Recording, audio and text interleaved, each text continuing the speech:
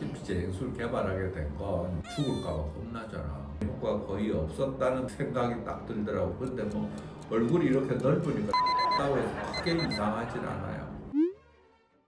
안녕하세요. 솔직한 의사생활 진성형외과 진세훈입니다.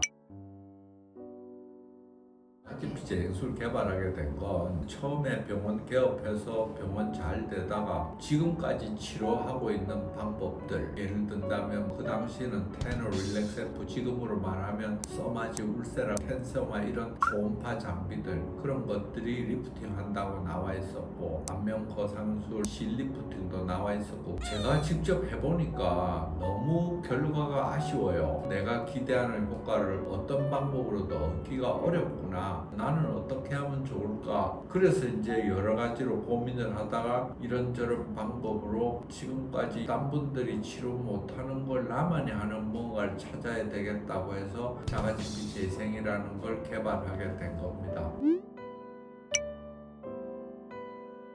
처음에 한 4년 정도 할 때 파해진 흉터 자체로 올라오도록 해야 되겠다고 해서 여러 가지 실험을 하게 된 거죠. 콜라겐 조직이 많이 생기도록 하는 방법을 찾기 위해서 염소가스를 넣고, 두 번째는 아모니아가스를 넣고, 그 다음에 오존가스도 넣어봤고, 질소가스도 넣고, 이산화탄소가스 넣고, 여러 가지 방법을 하면서 제 팔에도 하고 제 얼굴에도 해봤는데, 이렇게 보면 문신을 해서 20cm를 9cm로 줄이기까지 했지만 저는 날아갈 듯이 정말 기뻤었는데 1cm가 이렇게 줄어드는 게 아니고 이게 이렇게 줄어들더라는 거죠. 그러니까 이게 주름에는 거의 효과가 없더라는 겁니다. 그때 제가 정신 차린 게 뭐냐면 안면 거상술을 해서 4.3cm를 잘라내고도 팔자주름하고 마레오네 주름의 효과가 거의 없었다는 생각이 딱 들더라고요. 그래서 리프팅을 포기를 하고 주름 자체를 피는 거를 연구를 하게 된 겁니다. 그래서 실험 6가지를 해서 그 중에서 장단점이 있는데, 거기서 그때 제가 이산화탄소 가스라는 데 착안을 하게 된 거예요. 그런데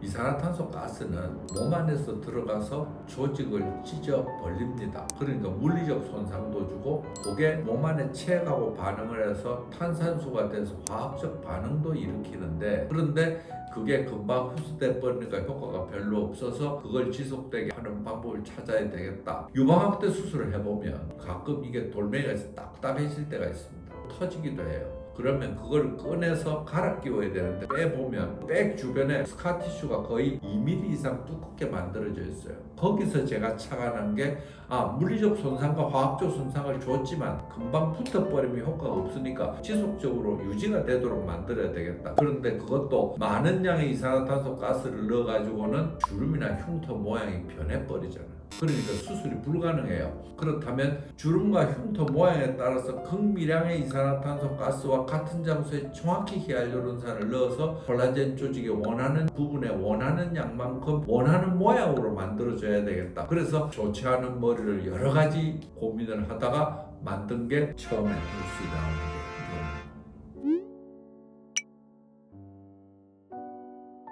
처음에는 내 팔에다가 넣고 얼굴에다 넣으면 죽을까봐 겁나잖아. 염소가스를 넣으면 그게 염산입니다. 맹독성이라는 거예요. 그래서 주입하는 방법을 찾아냈어요. 주사 바늘의 방향과 깊이를 찾아서 피부가 썩지 않는 방법을 찾았습니다.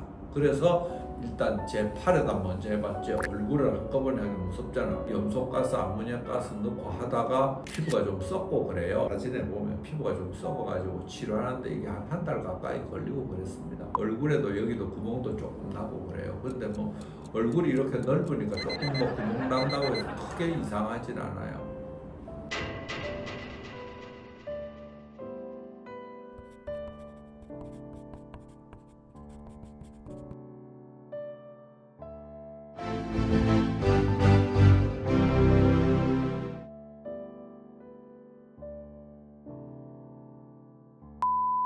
기계 개발까지 하시게 된 계기가 있을까요? 이 주사기를 손으로 이렇게 하면 그 만드는 과정에 제일 황당무계하신 분 만난 분이 한 분도 만나봤습니다.